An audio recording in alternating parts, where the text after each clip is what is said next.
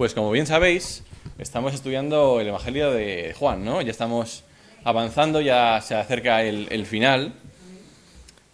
Y estas últimas semanas hemos estado hablando acerca de ya los últimos días de Jesús antes de la crucifixión, ¿no? El domingo pasado, nuestro hermano Josué nos habló acerca de cómo ya una turba de un ejército, unos soldados, fueron a arrestarle junto con Judas, junto con uno de sus discípulos. Y hoy seguimos con la narrativa. Y es innegable que hoy en día vivimos en un mundo que está gobernado por Satanás, por el príncipe de la mentira. No quiere decir que sea suyo el mundo, pero sí que lo gobierna él. Él es el que mueve los hilos, el que mueve a las personas, el que toca sus corazones para que vayan donde él quiere, ¿no? Con esa malicia, con esa astucia que él tiene. Y estamos rodeados de personas que están totalmente en contra de lo que nosotros creemos. Están en contra de lo que esta mañana se está hablando aquí. En contra de lo que dice la palabra de Dios. Y tenemos que ser fuertes. Y como dice en los evangelios, como dice Jesús, tenemos que ser sal y luz en medio de estas tinieblas, ¿no? Y tenemos una imagen que me gustaría que pusieran en la pantalla, que representa bastante bien esto de lo que os estoy hablando.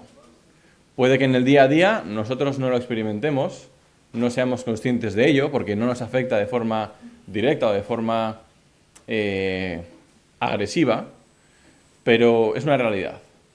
Este mapa de aquí es la lista mundial de la persecución, que todos los años publica la organización cristiana Puertas Abiertas, y ahí hay un listado de 50 países donde los cristianos sufren persecución. Ya os mandaré si queréis el enlace.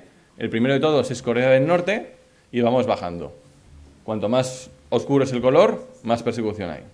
Y como veis, España no está en esos países. España no está ahí. La mayoría de Latinoamérica tampoco. Nosotros tenemos la ventaja, el privilegio, la fortuna de no sufrir la persecución que sufren nuestros hermanos en esos países que están coloreados. Recientemente ha habido noticias de hermanos en Nigeria que han sufrido masacres por lo que ellos creen. Y lo sorprendente, o lo que es de admirar de ellos, es que morían por su fe.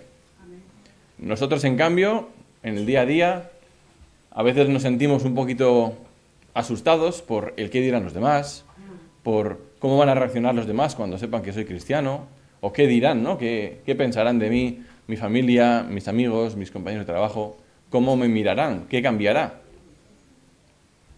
Eso no es lo importante. Lo importante es qué dirá Dios de mí, no qué dirán los demás de mí. Y con esta lista en mente, que ya podemos quitarla ahí de la pantalla, vamos a estudiar el pasaje de esta mañana. Pero antes vamos a poner el tiempo en manos del Señor para que Él guíe este tiempo. Padre, te damos gracias, Señor. Gracias por tu palabra, porque es poderosa, Señor. Y nos enseña, Señor, directamente al corazón. Nos da lecciones de vida. Y, Señor, nos guía sobre cómo debemos vivir esta vida, Padre. Ayúdanos a ser valientes y a defender nuestra fe, esa confianza que tenemos puesta en ti, Padre. Gracias, Señor. En tu nombre, amén.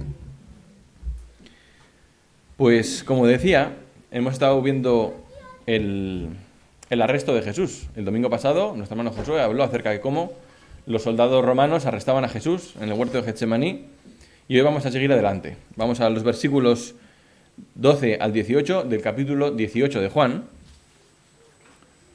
en los que Jesús ya ha sido arrestado y lo están llevando ante el sumo sacerdote, ante Caifás. Y vamos a ver qué sucede aquí. Voy a leerlo en euskera.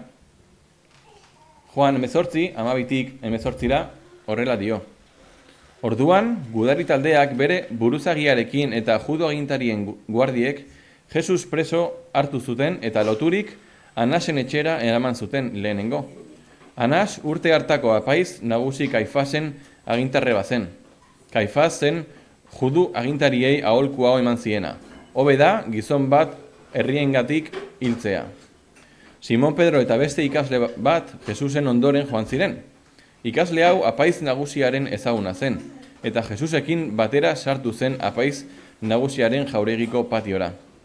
Pedro ordea kanpoan gelditu zen, ate ondoan. Atera zen orduan, apaiz nagusiaren ezaguna zen ikaslea eta atezainari hitz egin ondoren Pedro sarrarazi zuen. Atezain zegoen neskameak esan zion Pedrori, ez al haiz hi ere gizon horren ikasleetakoa? Pedrok erantzun, ez naun. Morroiak eta guardiak sua egin eta berotzen ari ziren, hotz baitzegoen, Pedro ere haiekin zegoen berotzen. Dice así la palabra del Señor en Juan 18, los versículos del 12 al 18. Entonces la compañía de soldados, el tribuno y los alguaciles de los judíos prendieron a Jesús y le ataron, y le llevaron primeramente a Anás, porque era suegro de Caifás, que era sumo sacerdote aquel año. Era Caifás el que había dado el consejo a los judíos de que convenía que un solo hombre muriese por el pueblo. Y seguían a Jesús, Simón Pedro y otro discípulo, y este discípulo era conocido del sumo sacerdote, y entró con Jesús al patio del sumo sacerdote. Mas Pedro estaba afuera, a la puerta. Salió, pues, el discípulo, que era conocido del sumo sacerdote, y habló a la portera, e hizo entrar a Pedro. Entonces la criada portera dijo a Pedro, ¿no eres tú también de los discípulos de este hombre? Dijo él, no lo soy. Y estaban en pie los siervos y los alguaciles que habían encendido un fuego, porque hacía frío y se calentaban, y también con ellos estaba Pedro en pie calentándose. Hemos hablado acerca de los cristianos perseguidos alrededor de todo el mundo, y aquí vemos lo que podríamos decir que Pedro estaba siendo perseguido, ¿no? En este momento, en el que se siente rodeado, se siente en una situación en la que tiene que dar cuentas o defender aquello que cree, ¿no? Y en los primeros versículos, del 12 al 14, cuando Jesús está ante el sumo sacerdote, lo que vemos es que Jesús está apresado. Jesús está atado, ahí lo dicen. Lo prendieron los alguaciles, los soldados, y lo llevaron ante el sumo sacerdote. ¿Esto qué implicaciones tiene? Jesús, Dios hecho hombre, todopoderoso, estaba atado.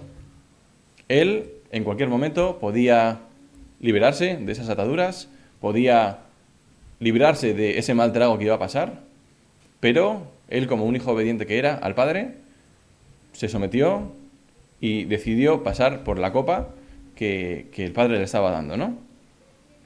Y en estos versículos vemos a diferentes personajes. El primero de ellos son los soldados romanos. En los versículos anteriores hemos visto cómo, justo en este Evangelio de Juan no, pero en los otros evangelios, en los sinópticos, vemos cómo cuando están apresando a Jesús, hay algo que Pedro hace, que es que le corta la oreja, ¿no? A un soldado, a Malco. ¿Y qué hace Jesús? Le restaura la oreja. Esos soldados que estaban ahí apresando a Jesús habían sido testigos de ese milagro que había hecho Jesús en ese momento, de restaurarle la oreja al soldado romano. Y aún así, impasivos. No cambió nada en sus vidas. Estaban ya cauterizados. Sus corazones estaban tan duros, estaban tan insensibles a lo que Jesús era capaz de hacer, que aunque ellos lo vieran con sus propios ojos, nada cambió en sus vidas. Y eso es muy triste. Pero también es, en cierto modo, consolador para nosotros. Cuando salimos a las calles y predicamos el Evangelio de Jesús, cuando le compartimos a alguien cercano a nosotros lo que Jesús ha hecho en nuestras vidas, a veces no hay cambios, ¿no? Parece que no hemos tenido éxito en la evangelización. Parece que no ha habido fruto. Pero si ni siquiera este milagro fue capaz de transformar los corazones de estas personas, nosotros no tenemos esa responsabilidad. Nosotros tenemos la responsabilidad de predicar, de evangelizar, de compartir el Evangelio. Y es el Espíritu Santo el que transforma los corazones de las personas que escuchan ese mensaje. Aparte de los soldados, también vemos a otro personaje importante, Caifás, el sumo sacerdote. Este hombre conocía la palabra, las escrituras, la ley, al dedillo. Se la conocía prácticamente de memoria, podríamos decir. Era el sumo sacerdote. No había nadie más en ese momento que supiera más que él de lo que decía la ley judía. Y aún así, no reconoció a Jesús como el Salvador, como el Mesías. Y esto es por un motivo, por orgullo. No quería reconocer que Jesús era el Hijo de Dios, porque eso entonces echaría abajo todo lo que él creía. Todo aquello en lo que él creía acerca de la ley, todo aquello que él, en lo que pasaba su vida, se desmoronaría. Porque Jesús venía a sustituir todo eso. Y ese orgullo que tenía Caifás, no lo miremos como diciendo, joder, Caifás, qué malo, qué orgulloso. Nosotros también tenemos ese orgullo. A nosotros también nos cuesta, muchas ocasiones, renunciar a cosas por las que vivimos para darle a Dios ese lugar. La familia, el trabajo, nosotros mismos, la salud, son cosas buenas, pero en ningún momento deben ocupar el primer lugar, que solo le corresponde a Dios. Y no creamos que fue Caifás quien hizo que Jesús fuera a la cruz. Fuimos nosotros. Todas las personas que fueron antes de Jesús y después de Jesús, somos los responsables de que Jesús sufriera en la cruz ese día. Y por último, vemos al tercer personaje, a nuestro protagonista, a Jesús. Como decía antes, Jesús, Dios Todopoderoso, en ese momento estaba atado de manos y estaba siendo llevado a la casa del sumo sacerdote para ser juzgado. En cualquier momento, él podía haberse librado de esas cuerdas, de esas cadenas que la apresaban, y haber huido de ahí o haber dicho, no es necesario que esto suceda. Yo perdono a todos. Y ya está. ¿Podía haber pasado? Sí, podía haber pasado, pero no pasó. Porque Jesús sabía cuál era su propósito, cuál era su misión, cuál era la misión que había venido a cumplir en esta tierra. Y esa humildad de Jesús es la que nosotros también tenemos que tener en nuestra vida, en nuestro día a día. Es lo que nos debe caracterizar, humildad. Siguiendo adelante, en los versículos 15 al 16, vemos que hay dos discípulos que siguen a Jesús. Y seguían a Jesús Simón Pedro y otro discípulo. Y este discípulo era conocido del sumo sacerdote y entró con Jesús al patio del sumo sacerdote. Mas Pedro estaba afuera, a la puerta. Salió, pues, el discípulo que era conocido del sumo sacerdote y habló a la portera e hizo entrar a Pedro. Jesús está siendo llevado por los soldados y los alguaciles ante el sumo sacerdote. Y hay dos discípulos suyos que le siguen. Pedro y otro cuyo nombre no conocemos. No es importante. Si no lo dice la palabra es porque no es necesario que lo conozcamos. Hay teorías, lo más probable es que fuera propio Juan el que escribió el Evangelio, pero no se sabe. Entonces, no nos centremos, no pensemos, no dediquemos tiempo en averiguar quién era. La palabra no nos dice el nombre. Lo que sí podemos entender de cuando Pedro y este discípulo seguían a Jesús, estaban preocupados por Jesús. Estaban preocupados por saber qué iba a pasar. Esa persona, ese maestro del que habían aprendido durante los últimos 3 años, con quien habían vivido, comido, dormido, de quien habían aprendido constantemente, había sido arrestado. Ese señor que decía ser Dios, ahora era un preso que estaba siendo llevado ante el sumo sacerdote para ser juzgado. ¿Acaso no podría Dios, Jesús, si es Dios, librarse de esas cadenas? ¿No podría ser el liberador del pueblo que tanto esperaban Pedro y este otro discípulo? Eso era lo que querían saber ellos. ¿Este Jesús es realmente quien dice ser? ¿O era un farsante que nos ha engañado durante estos últimos años de nuestras vidas? Yo quiero saberlo, quiero verlo con mis propios ojos. Y estaban preocupados por Jesús, porque aunque él no fuera el Dios que decía ser, era su amigo. Querían saber qué iba a pasar con él. Y estaban preocupados por él, por eso decidieron seguirle. Pero no le siguieron a 1 metro de distancia, le siguieron a lo lejos. En los otros evangelios dice, lo siguieron en la distancia. ¿Por qué? Porque también tenían miedo. Tenían miedo, si habían arrestado a Jesús por decir que él era Dios, ¿qué les iban a hacer a ellos que creían lo mismo, no? A Jesús lo estaban acusando de blasfemia y lo estaban arrestando porque había blasfemado, porque había dicho algo que no estaba en la ley. Pero no era así. Todos sabemos que Jesús no vino a quitar la ley, sino a cumplirla. El único que pudo cumplir la ley. Y vemos eso, la preocupación de Pedro en estos versículos. ese Pedro que capítulos antes, en el capítulo 13, le dijo a Jesús, yo moriré por ti, daría mi vida por ti, en los versículos anteriores huyó junto con el resto de discípulos. Pero fue el único, junto a este otro discípulo, que no conocemos su nombre, que regresó a seguir, a ver cómo estaba Jesús. Tenía miedo, sí, pero ese miedo no le impidió seguir, o sea, su miedo no era mayor que la valentía o el coraje que le daba estar con Jesús. Él quería conocer a Jesús, quería saber cómo estaba Jesús en todo momento. ¿Y eso cómo lo aplicamos a nuestra vida? ¿Tenemos miedo? Sí. En el día a día, en el trabajo, en la familia, puede haber personas que no estén de acuerdo con lo que nosotros creemos. Habrá personas que sean más sutiles, otras personas que sean más agresivas. Pero ese miedo no debe paralizarnos en nuestra labor de seguir compartiendo el Evangelio y de seguir siguiendo a Jesús. En el caso de Pedro, vemos que aunque él tenía miedo, él seguía a Jesús. Y en medio de esta situación, vemos que Pedro, como decíamos, estaba acompañado por alguien, ¿no? Por otro discípulo, que no conocemos su nombre, es el discípulo anónimo, podríamos decir. Y todos tenemos que ser conscientes de que en medio de situaciones difíciles, tenemos a gente a nuestro alrededor. Pedro tenía este caso a este discípulo, que, aunque no conocemos su nombre, sabemos que había pasado con él los últimos 3 años, porque era discípulo de Jesús. Era un amigo, era un apoyo emocional, sentimental, espiritual en ese momento, en esa circunstancia de incertidumbre, de miedo, de preocupación. No sé lo que va a pasar, pero estoy más tranquilo porque tengo a mi lado a un hermano que me apoya, que me ayuda, que me da seguridad.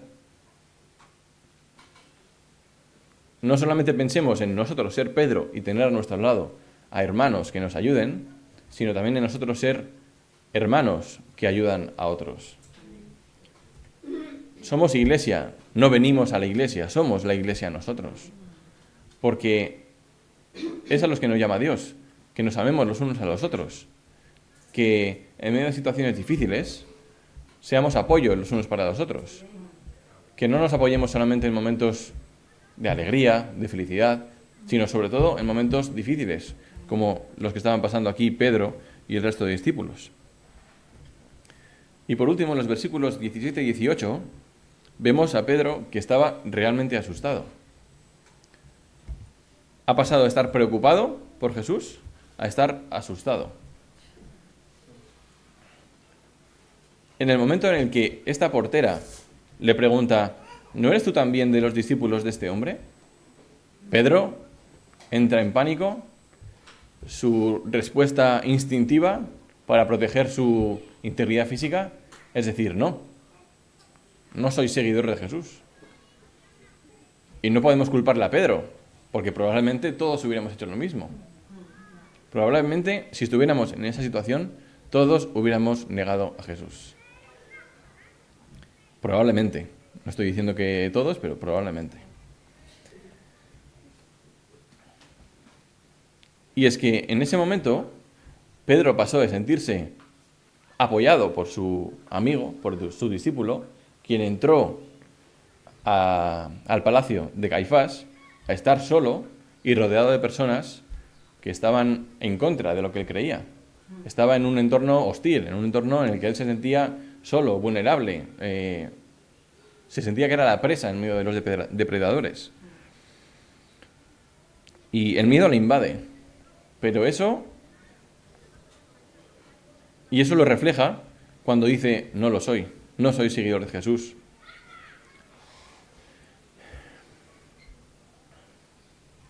Yo quiero, hermanos, que pensemos en situaciones en las que nosotros podemos habernos sentido como Pedro.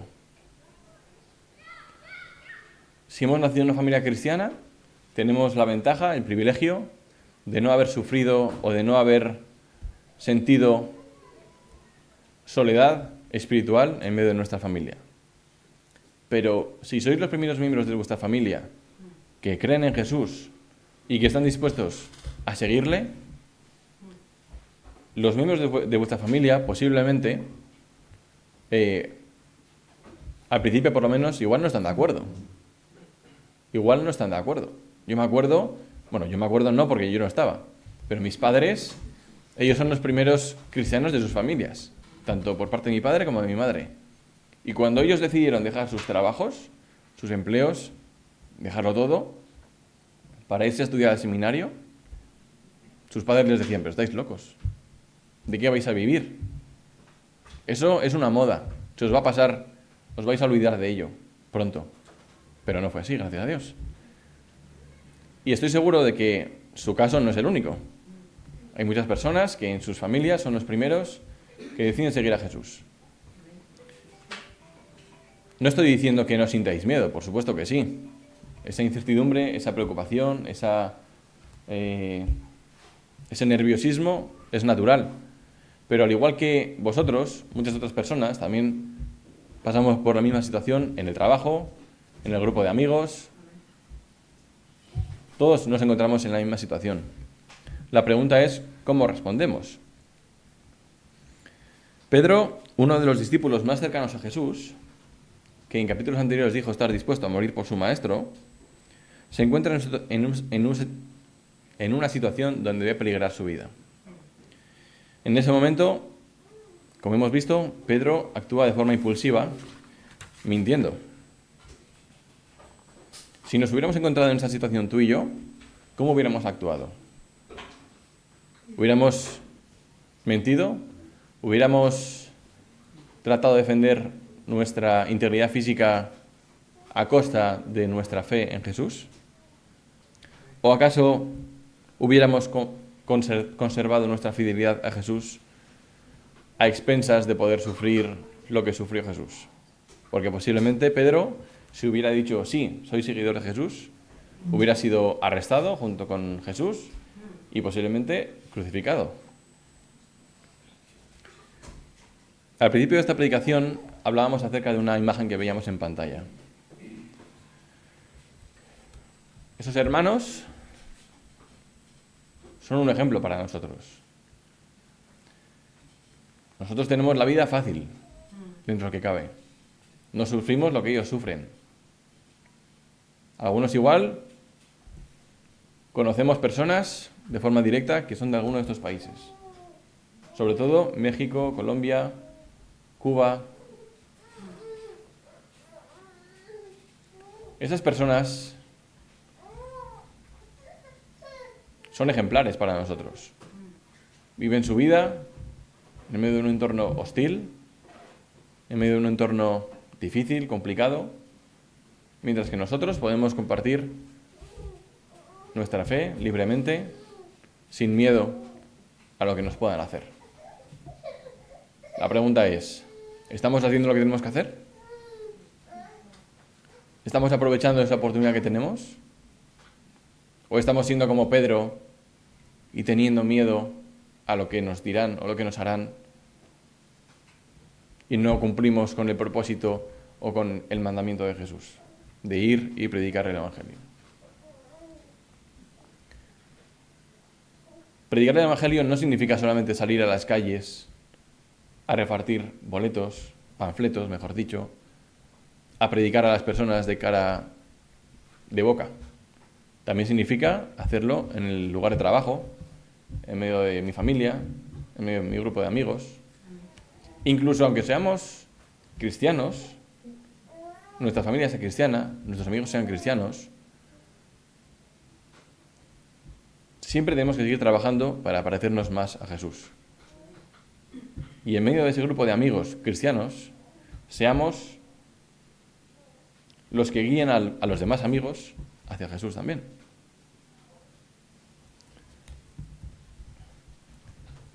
Con lo que quiero que nos quedemos esta mañana, hermanos, es que, al igual que Pedro, no creamos que somos capaces de estar a la altura de lo que Jesús nos pide. Pedro creía, pensaba, estaba convencido de que Él iba a ser capaz de mantener su palabra hasta el final, de que iba a ser capaz de ir hasta la muerte por Jesús. Así es como debemos vivir nosotros, pero debemos cumplir con esa palabra. En medio de situaciones difíciles, complicadas, donde nos sintamos que no sabemos cómo reaccionar, donde nos sintamos emboscados, defendamos aquello en lo que creemos, ante quien sea, ante cualquier cosa que nos pueda suceder. Y esto se aplica a nuestras vidas en el día a día. Vamos a orar, hermanos. Padre, te damos muchas gracias, Señor. Te damos muchas gracias por tu palabra. Gracias, Señor, porque en ella encontramos ejemplos, en ella encontramos lecciones, una forma de vivir, Señor, coherente, la mejor forma de vivir, Padre, que es seguirte a ti. Ayúdanos, Señor, a no juzgar a los demás y pensar que somos mejores que ellos, porque nosotros seguimos a Jesús, Señor. Seamos humildes, Padre, como lo fuiste tú, en ese momento de debilidad, en ese momento de vulnerabilidad. Seamos, Señor, valientes, como lo fue Pedro, al seguirte hasta la casa de Caifás, Señor. No dejemos que el miedo nos invada y no dejemos, Señor, que la preocupación, el miedo, el temor nos haga renegar de ti, Señor. Danos la valentía, el coraje, la fortaleza, la confianza en ti que tienen nuestros hermanos de esos países perseguidos, Señor. Ayúdanos, Señor, a ser conscientes del gran privilegio que tenemos de vivir donde vivimos y de estar en la sociedad en la que estamos, Señor. Danos sabiduría, Padre, para saber llevar a cabo con diligencia y correctamente, Señor, la gran comisión en el día a día, en el trabajo, Señor, en la familia, con los amigos, pero también, Señor, saliendo a las calles a predicar tu evangelio y compartiéndole, Señor, lo que has hecho tú en nuestras vidas a todos los que conocemos, Padre. Te damos gracias, Señor, por tu palabra, gracias, Señor, por tu Espíritu Santo, y te pedimos, Señor, que nos refuerces y nos des aliento para seguir adelante en esta carrera, Señor, y guardar la fe hasta el final, Padre. Gracias, Señor, en tu nombre. Amén.